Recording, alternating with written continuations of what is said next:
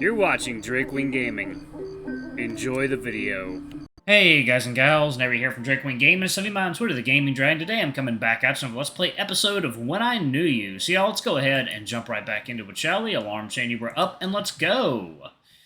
Although it looks a lot less lively than it might have been on like a Saturday. Most stalls have an array of games and prizes to choose from. Some of the standard ring toss, balloon popping games, while others seem like more intricate guessing games. Face paints, tie-dye shirts, lemonade stands. I think it was summer, if not for the overwhelming amount of autumn decorations around the whole street. Anything catch your eye? I mean, it's a lot. The prizes look cute, but the games are probably rigged. I can win you one. Marcus, they're rigged. I like to think I can beat the system. The 1%, huh? Of sorts. We walk over to one of the stalls with lots of different prizes, with a burly, middle-aged boar manning the booth. There's an array of fake guns lined up, pointing to a mechanism with a different-sized targets around it, and I immediately know it's rigged. Afternoon, fellas. Gonna try your hand at shooting? How many do I gotta shoot down for the prize? The boar cackles and gives Marcus a grin. Straight to the point, eh? I like it.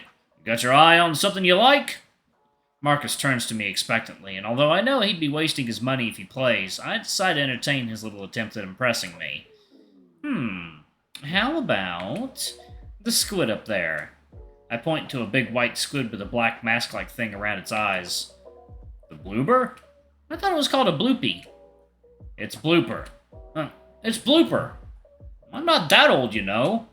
That's the big prize. Gotta make at least 10 shots.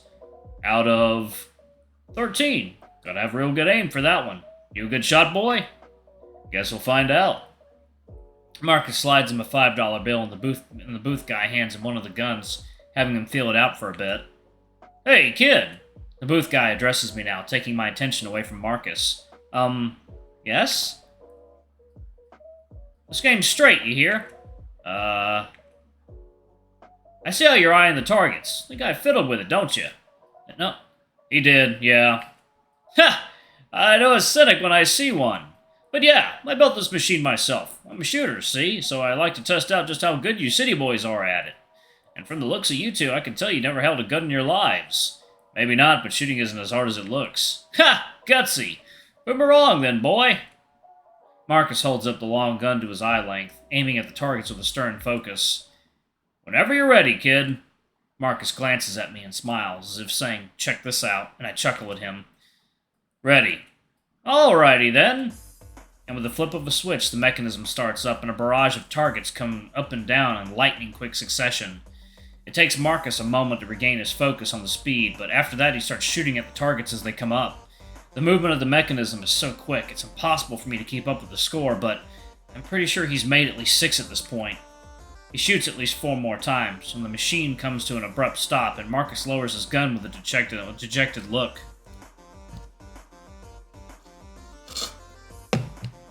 I like this music. He shoots at least 4 more times, and the machine gun comes to an abrupt stop, and Marcus lowers his gun with a dejected look. Shit.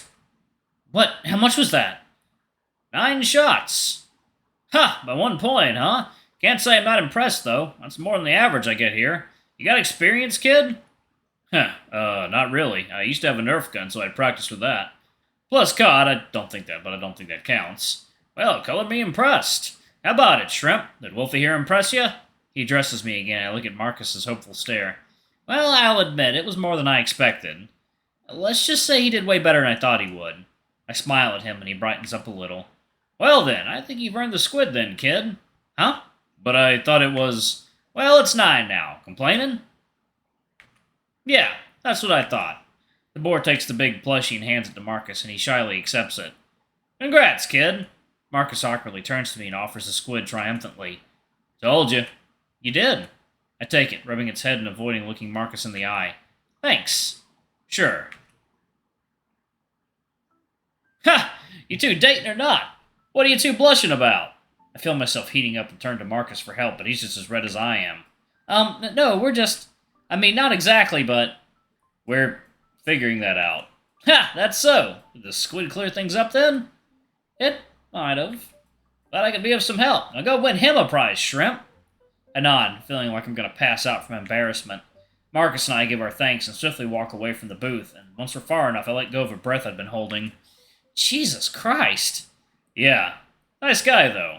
For sure. I look at him, and he looks at me. I look away.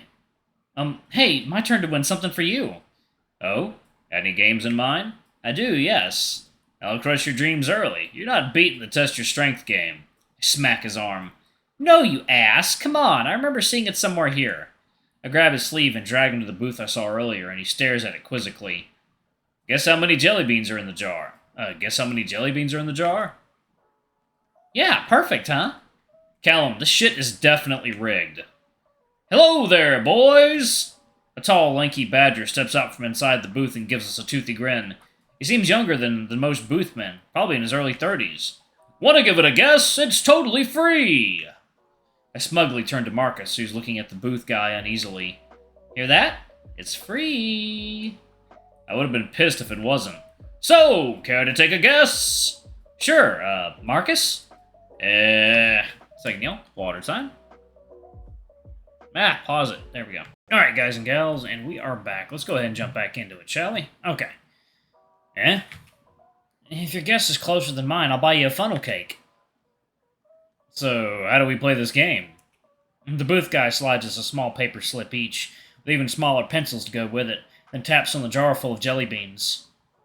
Just write how many jelly beans you think there are in the jar, and hand it to me. Then we'll pour the beans in the counter and see how close you were. If it's in 10 numbers of its range, you win a prize. Counter. The guy taps on a miniature ATM-looking machine and grins at us again. Pour the beans in, the machine counts it for us, specially made for games like this.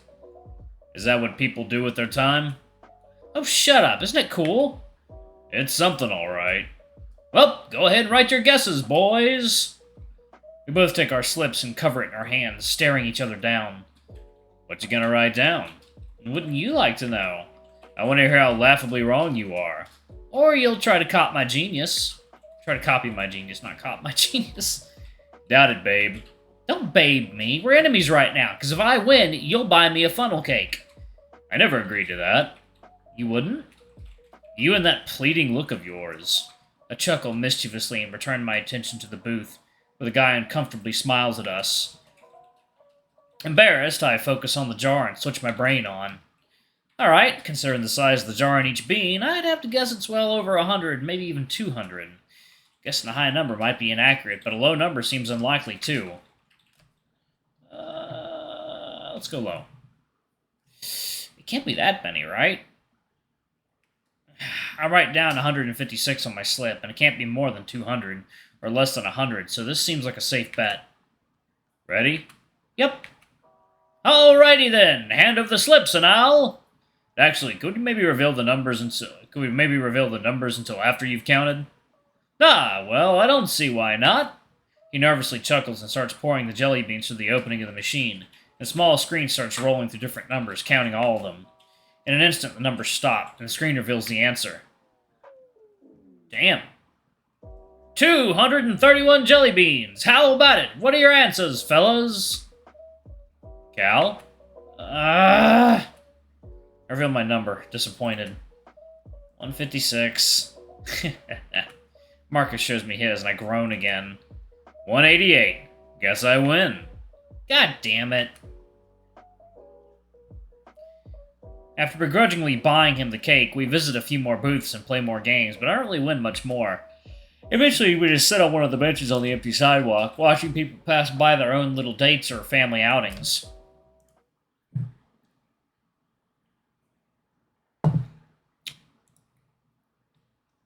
So, are you having fun? I am. Are you? Can't complain. Marcus? What is it? I turn to look at him, and he does the same, those green, expectant eyes searching and questioning like they always do. I look away. Wonder if I'll ever get used to that. There's something that's been bugging me since that night. Something you said. Oh? He nervously shifts, crossing his arms. Did I weird you out? No, no, nothing like that. It's just, when I said I couldn't do that to Karina, you didn't seem surprised at all. You said you didn't want her, but like in a way that felt like you already knew. Did you know she likes you? Shit. What? He sighs heavily and looks away. Guess I had to tell you eventually. Tell me what? Karina and I sorta hooked up. My stomach turns forcefully and I blink at him. Huh? It was the summer before sophomore year, the year my mom went to work outside the country. I'd heard about that. Apparently she got a good job in Germany? Switzerland? I don't remember. Somewhere in Europe, though. That summer is kind of a blur. David started getting into his shitty habits. Troy was always holed up in his room. And the person who stuck by me the whole time was Karina. She was there for me in a time where literally no one else was. We hung out a lot, went to some parties, got alone. My feelings were all over the place with her.